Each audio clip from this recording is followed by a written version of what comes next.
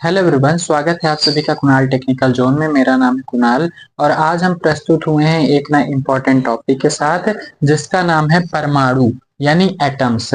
आज हम पढ़ने वाले हैं एटम्स के बारे में, परमाणुओं के बारे में पढ़ने वाले हैं। ये टॉपिक केमिस्ट्री का बहुत ही ज्यादा इम्पोर्टेंट टॉपिक है, क्लास 9th के लिए भी और क्लास 11th के लिए भी, क्योंकि ये केमिस्ट्री में और बहुत ही ज्यादा मार्क्स कवर करता है एग्जाम में। इस टॉपिक से हर साल बहुत ही ज्यादा मार्क्स के क्वेश्चन पूछे जाते हैं, तो ये टॉपिक बहुत ही ज्यादा इम्पोर्टेंट है एग्जाम के पॉइंट ऑफ व्यू से भी और समझ के पॉइंट ऑफ व्यू से भी, क्योंकि हमको इससे बहुत सी चीजें पता चलती हैं, इतिहास पता चलता है केमिस्ट्री का। तो चलिए शुरू करते हैं अपने इस टॉपिक को। तो आज हमारा टॉपिक है परमाणु। आज हम पढ़ने वाले हैं परमाणुओं के बारे में। तो परमाणु की जो शुरुआत है वो होती है एक वैज्ञानिक से। पहले के समय में मतलब कि 18वीं सदी तक तो कोई भी जानता ही नहीं था परमाणुओं के बारे में। किसी भी प्रकार का किसी को भी नॉलेज ही नहीं था परमाणुओं का, अणुओं का, इन सब का किसी को भी नॉलेज नहीं था। लेकिन 19वीं सदी की शुरुआत में यानी कि सन 1803 में एक जॉन डाल्टन नाम के वैज्ञानिक ने एक चीज प्रस्तुत की लोगों के सामने। उन्होंने बताया कि जो भी हमारे आसपास मौजूद पदार्थ हैं, जो कि पदार्थ ठोस अवस्था में भी, द्रव्य अवस्था में भी, गैस अवस्था में, 3 अवस्थाओं में पाए जाते हैं, ये पदार्थ जो हैं, ये पदार्थ जिन कणों से मिलकर के बने होते हैं उन कणों को ही हम क्या कहते हैं? परमाणु कहते हैं। ये चीज किसने बताई? जॉन डाल्टन ने बताई थी। जॉन डाल्टन नाम के एक वैज्ञानिक ने क्या बताया इन्होंने कि जैसे कि हमारे आसपास विभिन्न प्रकार के पदार्थ मौजूद हैं, हवा मौजूद है, हमारे आसपास कई सारी चीजें मौजूद हैं और हमारे आसपास कई सारे द्रव्य मौजूद हैं जो कि 3 अवस्थाओं में पाए जाते हैं, ठोस अवस्था में, द्रव्य अवस्था में और गैस अवस्था में। ठीक है, ये जो पदार्थ हैं, ये पदार्थ छोटे छोटे छोटे छोटे कणों से मिलकर के बने होते हैं। इन कणों को ही हम क्या कहते हैं? इन कणों को ही हमने कहा परमाणु। जॉन डाल्टन ने बताया कि ये जो कण है ना, ये परमाणु हैं। ठीक है, ये कण क्या है? परमाणु हैं। जैसे कि ठोस अवस्था का जो पदार्थ होता है उसके कण बहुत ही ज्यादा पास पास होते हैं, द्रव्य अवस्था का जो भी पदार्थ होता है उसके कण थोड़ा दूर दूर रहते हैं और गैसीय अवस्था के कण बहुत दूर दूर रहते हैं। इसमें एक चीज कॉमन है कि सारे ही पदार्थ जो होते हैं, हर अवस्था के पदार्थों में कण एक कॉमन चीज है। कण होता ही है हर अवस्था के पदार्थों में, चाहे भले दूर दूर हो, पास पास हो या बहुत पास हो। ठीक है, इन्हीं कणों को इन्होंने कहा कि ये कण जो हैं छोटे छोटे परमाणु हैं। और इन्होंने एक और चीज बोली थी उस समय, इन्होंने कहा था कि ये कण जो होते हैं ये अविभाज्य होते हैं, यानी इंडिविजुअल होते हैं। ये इतने छोटे होते हैं कि इन्हें और तोड़ा ही नहीं जा सकता, उससे छोटा किया ही नहीं जा सकता है।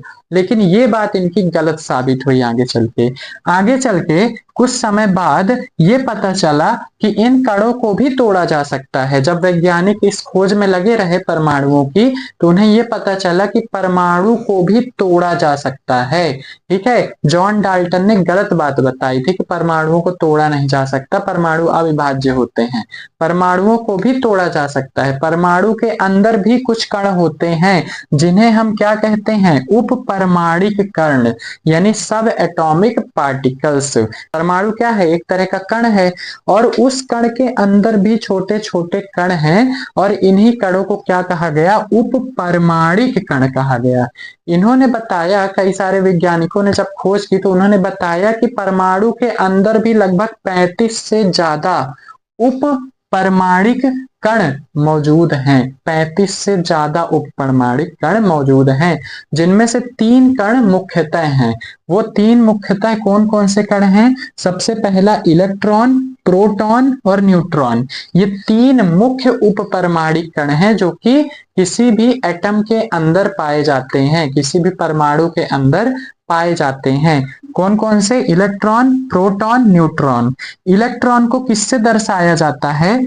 ई से, ई माइनस से, क्योंकि इलेक्ट्रॉन जो होता है वो ऋणात्मक आवेश कैरी करता है, क्योंकि इलेक्ट्रॉन जो होता है वो ऋण आवेशित होता है, यानी निगेटिवली चार्ज्ड होता है। एक ऐसा कण है जो कि ऋण आवेशित होता है।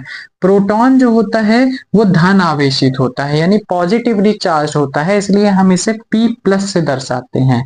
और न्यूट्रॉन जो होता है वो न्यूट्रल होता है, ना ही प्लस ना ही माइनस, पूरी तरह से न्यूट्रल होता है। जैसे कि हमारे समाज में 3 तरह के जेंडर होते हैं, एक तो मेल, एक तो फीमेल और एक होते हैं ट्रांसजेंडर। ठीक है, तो हम क्या कह सकते हैं कि जो हमारे समाज में मौजूद मेल हैं वो प्रोटॉन्स हैं, जो हमारे समाज में मौजूद फीमेल्स हैं वो इलेक्ट्रॉन्स हैं, और जो ट्रांसजेंडर्स हैं वो न्यूट्रॉन होते हैं, यानी न्यूट्रल होते हैं। ठीक है, ना तो पूरी तरह उन्हें मेल कहा जा सकता, ना तो पूरी तरह उन्हें फीमेल कहा जा सकता है। इसी प्रकार से ना तो इसे पूरी तरह पॉजिटिवली चार्ज कहा जा सकता, ना तो इन्हें पूरी तरह नेगेटिवली चार्ज कहा जा सकता, ये न्यूट्रल होते हैं। ठीक है, आगे चलते हैं। इसमें कौन कितना आवेश होता है, तो इलेक्ट्रॉन में -1.6 इंटू 10⁻⁻19 कूलॉम्ब का आवेश होता है। आवेश को हम कूलॉम्ब में नापते हैं, तो कितने कूलॉम्ब का आवेश होता है इलेक्ट्रॉन में, -1.6 इंटू 10⁻⁻19 कूलॉम्ब।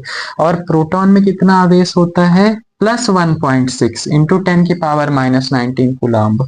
और न्यूट्रॉन में तो 0 आवेश होता है, कोई आवेश ही नहीं होता है। ठीक है, द्रव्यमान इनका कितना होता है, इलेक्ट्रॉन का जो द्रव्यमान होता है वो 9.1 इंटू 10⁻31 kg होता है, किलोग्राम होता है। इतने किलोग्राम इसका वजन होता है इलेक्ट्रॉन का। प्रोटॉन का कितना द्रव्यमान होता है, 1.67 इंटू 10⁻27 kg।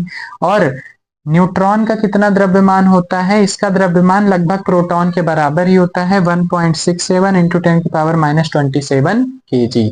इतना द्रव्यमान होता है इन 3 उपपरमाणिक कणों का। और इनकी खोज किसने की, तो इलेक्ट्रॉन की जो खोज है वो जे थॉमसन नाम के एक वैज्ञानिक ने की थी 1897 में, 1897 में। प्रोटॉन की जो खोज है वो गोल्ड स्टीन नाम के साइंटिस्ट ने 1886 में की थी। और न्यूट्रॉन की जो खोज है वो जेम्स चैडविक नाम के एक वैज्ञानिक ने 1932 में की थी।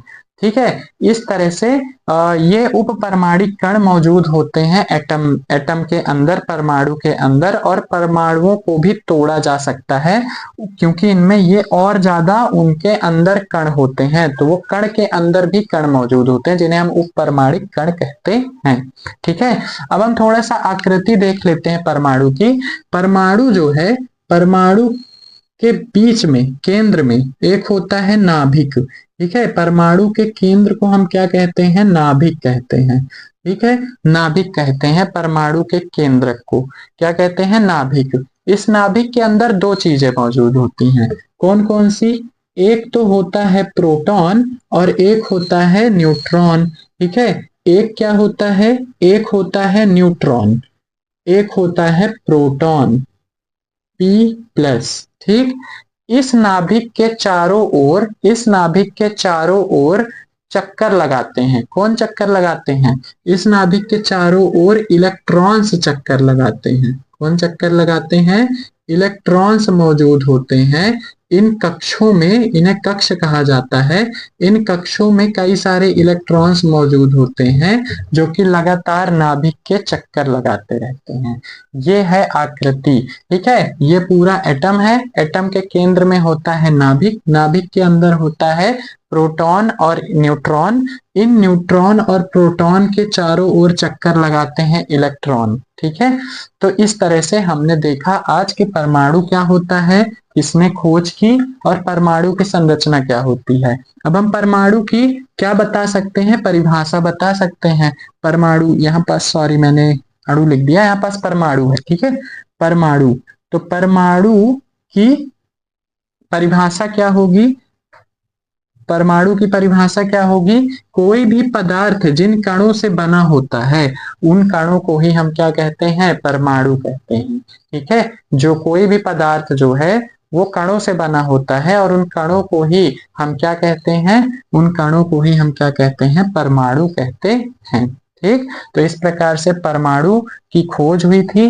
परमाणु की संरचना ये है, और परमाणु के अंदर क्या होता है वो हमने देख लिया है, किसने खोज की, उनकी कब खोज की। अब हम क्या करेंगे, कि नेक्स्ट वीडियो में हम देखेंगे कि आखिरकार इन 3 उप परमाणिक कणों की खोज कैसे हुई, किसने की, विस्तार से देखेंगे। इलेक्ट्रॉन की खोज कैसे हुई, कैसे जे थॉमसन ने इसकी खोज की, क्या पाया उन्होंने कि इन्होंने बोला कि ये इलेक्ट्रॉन है।